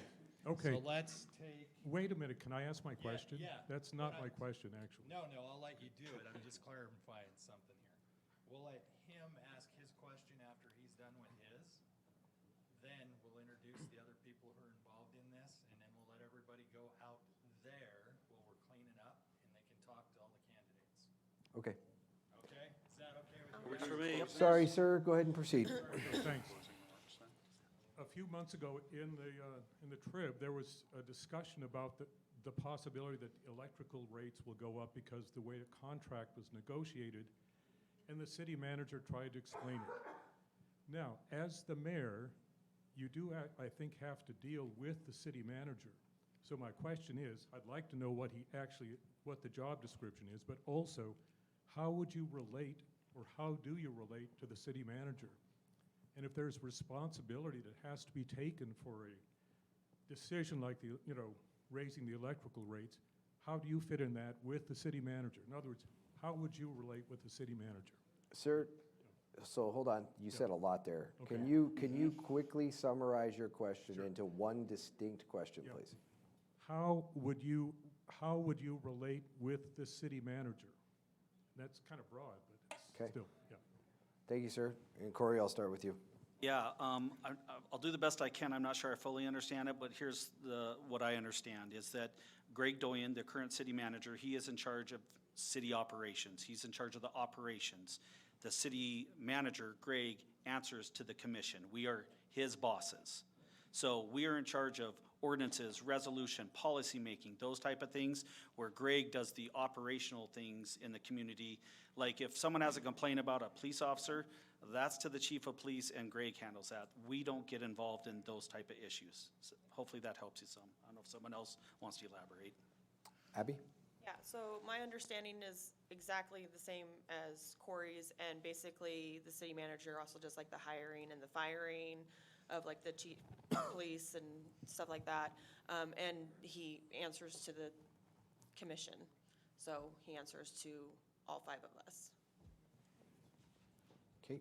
I mean, we're Casey? all gonna have the same, that is the relationship. Literally, It's it's- similar to a corporate CEO and their board of directors kind of Yeah. relationship.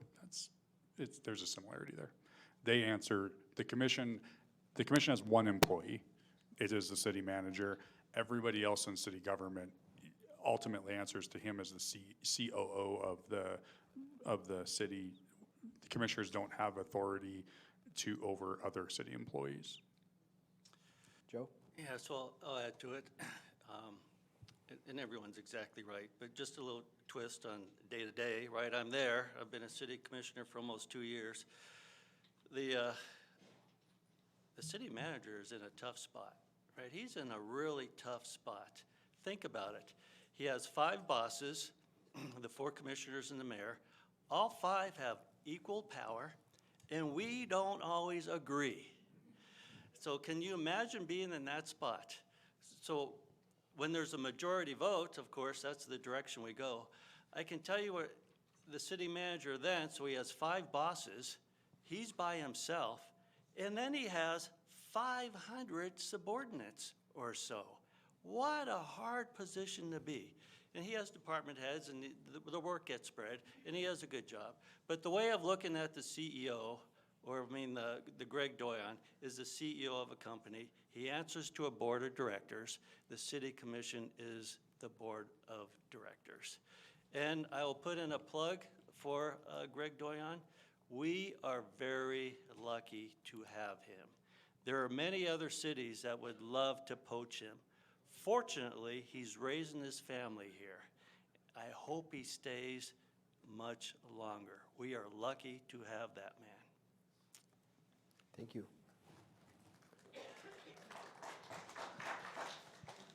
So this is more of a statement than a question, but Randy Knowles, I've been in Great Falls 72 years in 2 months.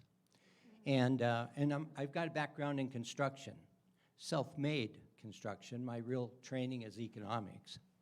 So on your one-way street thing, economists have told the city for years that you can double your business if you get rid of a one-way street. But I'll let you guys discover that for yourselves.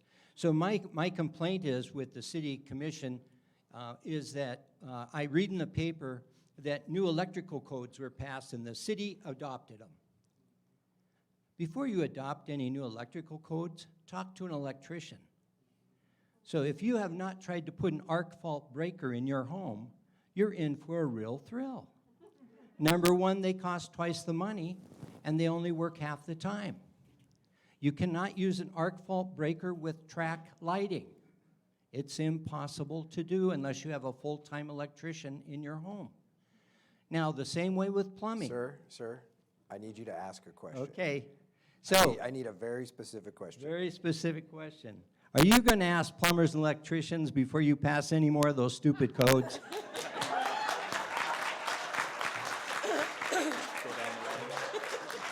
And Joe, you're the lucky guy. Go for it. No, I'll go. So the answer is short, but they're very welcome at the public hearings, right? That's when their voice is heard. But I can tell you there's room for improvement.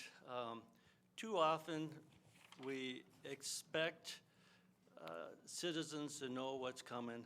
I think we can do a better job reaching out to the plumbers and electricians actually before it comes to the city commission and say, this is coming forward, what's your opinion, what do you think about this? It should make some changes before we actually have a hearing. What are your thoughts? We have room for improvement in that area, and I've already been pushing for that improvement. Thank you. Thank you. Casey?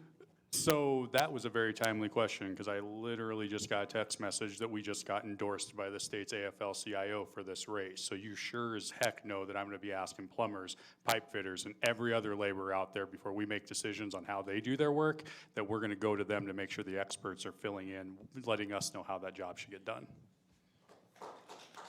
Thank you. Abby? Okay, so I've worked in the hospital system for quite some time, and I will tell you that nurses and CNAs are always complaining about the upper heads, always saying, why did they come across this policy and they've never even done this job, and it's extremely frustrating. And so I can understand not contacting plumbers and not contacting electricians and it being extremely frustrating.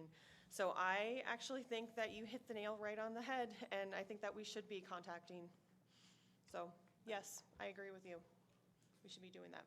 Thank you. Corey? I'll be brief. I've said it several times. It's all about collaboration. And the community is that collaboration that we need to engage in more. Thank you. So that wraps up the Q&A portion of the debate or forum or whatever Joe thinks it's called. And at this point in time, I would like Tim Lee Michael to come out front and Chris Smith to come up front, please. I don't believe Chris is here, actually. Oh, yeah, there he is. See, I also want to get Arnie here too, because Oh, you've yeah. seen him running around, Arnie, where is he at? and There he is. he's been my right hand. Can we give these guys a big round of applause, please?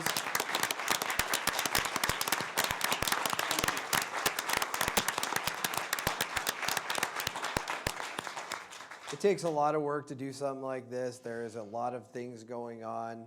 I know mics sometimes get funny, but believe it, they all worked and all the wires were connected. It's a big deal. It's a really big deal. It's a lot of stress and anxiety for those people putting on these type of things. So thank you guys so much. And thank you for your constant diligent work. I saw you all moving around. We really appreciate you very much. And then lastly, I would like to thank obviously the candidates. You all did a phenomenal job. Thank you for putting yourself out there. Thank you for stepping up. One of the biggest problems we have in our country, in our state, and locally is we need better candidates. We need more competition. We need better candidates to step up. And you all are really, really solid candidates. We were really, really proud of all of you. I heard lots of claps, lots of hollering for you guys. That's awesome. That's awesome. And everybody got a good round of applause. That's great. We're just really, really honored to have you in our community. Thank you for stepping up. It's awesome. And we're just really proud of you. The other people I want to thank is obviously our audience. You are the people. You are the government. So thank you for being here very much. This is a huge turnout. You all had other stuff you could do. You could all be home with your kids. You could all be cooking dinner, going to flag football, whatever it was, but you chose to be here because you care about our community. This is awesome. We are so grateful. I say all the time, this is the greatest place to live in America. So thank you guys so much. And with that, I'll turn it over to Mike. I will give each one of you 2 minutes to do a final thought for everybody. How does that sound? Yep, 2-minute closing. 2-minute closing, and then we welcome everybody to stay for a few minutes. We actually have to be out of here by 9 p.m., but there are tables out there for all the candidates. They're willing, is my understanding, to go out there. You can mingle with them, chat, get to know them a little better right after we're done here. So Mike, if I remember correctly, Joe goes last, so I'll go Corey down to Joe, because doesn't he get the final because he took the first? Is that correct? Well, normally it's supposed to go that way, but Joe deferred. Oh. So I got the final word. Casey actually gets the last word. All right, sounds because good. Joe deferred it. Sounds good, then we'll start with Abby. Final words. You're welcome.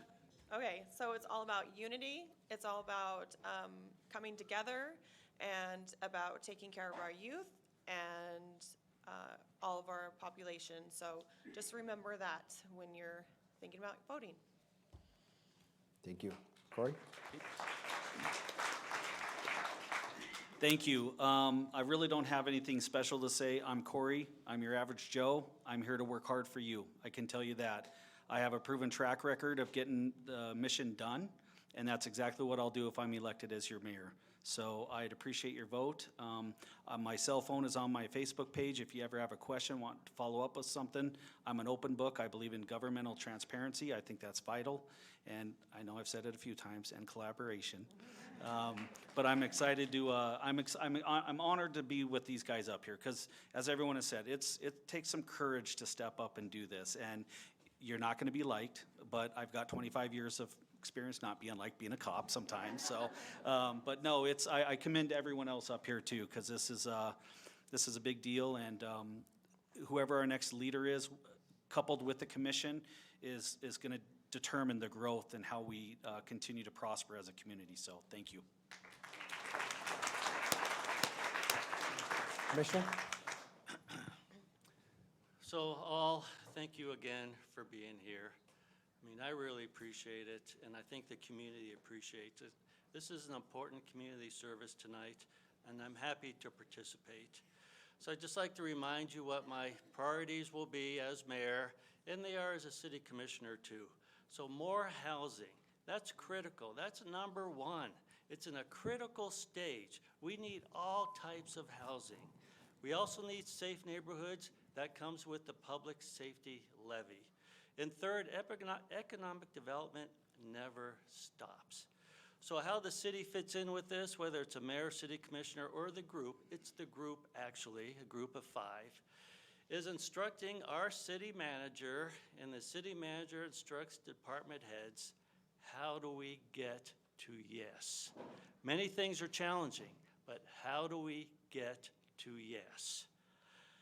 So, thank you again for being here tonight. It's been a pleasure. I will see you on the campaign trail.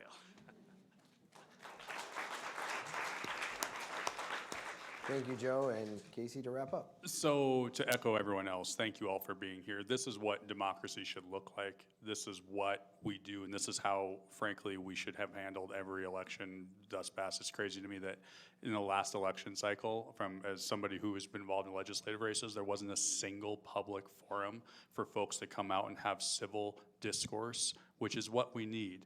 The worst thing that ever happened is we stopped talking about our belief systems to each other and accepting that there's a middle ground for much of us. I am on, Corey mentioned it, but frankly, I had the honor to represent this community for at least a quarter of my life. And this cycle with these folks up here has been the best campaign, the most cordial, and frankly, the most forward-thinking that I've experienced in my time in public service. Public service is in my blood, it's in my bones. If this doesn't pan out, frankly, we'll pivot and find another way to give back to the community, but I think I got a lot to give. At the end of the day, I have a track record getting a lot of stuff done for not only Great Falls, but the state of Montana, and it's nice to maybe have the opportunity to focus back on my hometown a little bit more, spend more time with my children to make sure that they have a community that they can thrive in no matter what life throws at them, and they have the opportunity to go away or stay here or do whatever they want to do, but be healthy, happy, and safe. I want that for all of your families as well, and that's why I'm running for mayor. Thank you. Thank you. Okay, so we will take a probably break on your own real quick, but all the candidates will be out here at the tables, and you can go out there and get individual FaceTime with them. Thank you everyone for coming. If you want a picture with the candidates. And I want to thank everybody from the Political Action Committee for their help and support also.